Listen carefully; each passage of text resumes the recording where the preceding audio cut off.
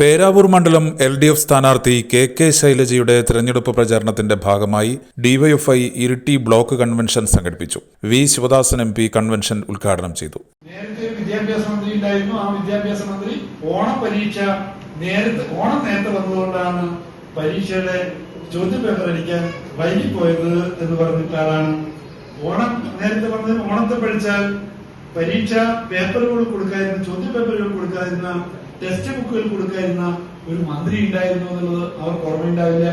കാരണം നീണ്ട കാലമായിട്ട് അവർ കാണുന്നത് ഇടതുപക്ഷത്തിന്റെ ഭരണമാണ്. K. സനീഷ് അധ്യക്ഷനായി.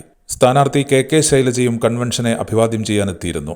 ഡിവൈഎഫ്ഐ സംസ്ഥാന കമ്മിറ്റി അംഗം KG ദിലീപ്, PV ബിനോയ്, മറ്റു ഭാരവാഹികളായ ശ്രുതി MS, K. അഭിഷ, ജിജു തുടങ്ങിയവർ സംസാരിച്ചു. ഒരു നിമിഷവും പാഴാക്കാതെ വളരെ ശാസ്ത്രീയമായിട്ട് പരിശ്രമിച്ച ഈ നിയോജക മണ്ഡലം നമുക്ക് ജയിക്കാൻ സാധിക്കും.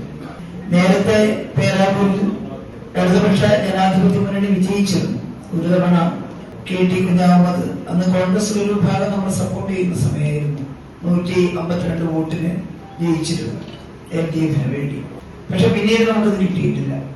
പിന്നീട് നമ്മൾ അരിവാഴ്ച നക്ഷത്രത്തിൽ മത്സരിച്ചുകൊണ്ട് നമ്മൾ വിജയിച്ചിട്ടുണ്ട് ഇവിടെ.